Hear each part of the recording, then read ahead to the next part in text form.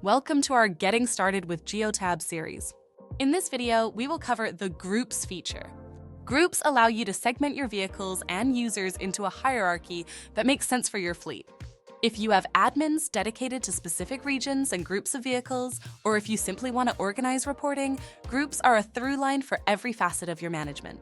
Groups are incorporated into your assets, zone designations, reports, rule criteria, and much more. Any and all features in Geotab can work with the group system you set. Regardless of the size of your team or fleet, everyone can benefit from groups. Every account will contain a default group with all vehicles and users. This is called the company group. But where the reporting possibilities really come into focus are in the subgroups you create. As an example, I have a Ford Transit in the New York area I'd like to track. I've got other vehicles in New Jersey and California, so I want a region for my East Coast vehicles and then a subgroup for New York. I'll create a separate child group for New Jersey later. That's a good start, but I have other considerations. For example, I know this vehicle will be used solely for residential travel. In that case, I'll want to know when this vehicle drives over 7 miles per hour. I'll set different parameters for my highway vehicles. Lastly, my vans will require different settings to track hard braking and hard acceleration than my heavy-duty trucks will, so I'll create a vans group. Just to recap, I've decided to create 3 separate groups for my Ford Transit.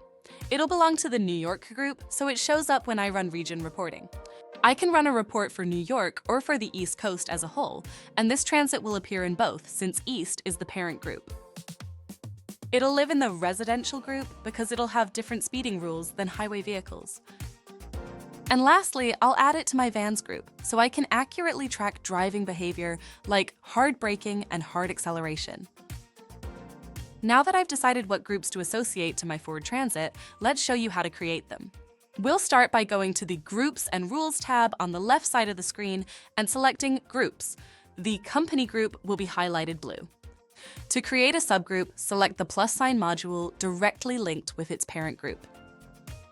Make sure that the correct parent group is listed. Set the title of the group, any description you wish to add, and a color to differentiate the group in tags across your account. When you're done, click on Save at the top of the screen. Now that we've added the East group, let's add New York as a subgroup, making sure East is the parent group.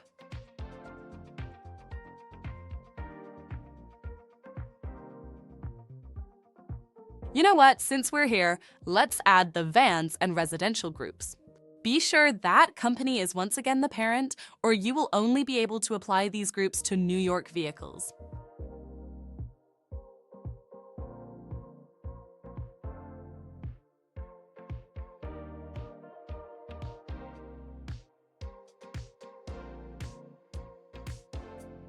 Now that all groups have been created, let's add them to the vehicle. We'll go to the Assets icon on the left side. Click on the vehicle we'd like to adjust. We can use the search bar if necessary and change the Groups field.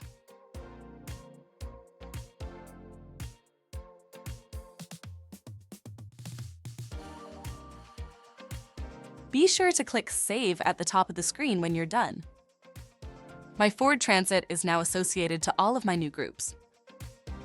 Please note, if you have the TrackCam add-in, creating groups in Geotab will also create the groups in TrackCam. But if you have a camera paired to a GPS device, you will need to associate the GPS device to the Geotab group and then associate the camera separately to the TrackCam add-in group. Thanks for joining us for this Geotab Groups feature introduction. Keeping in mind the long-term goals for your business and applying them to the groups you create now will ensure you have complete control over the organization of your fleet for years down the line. If you found this video helpful, feel free to explore others in our Getting Started with Geotab series at gotrackcam.com/resources. Thank you for choosing TrackCam.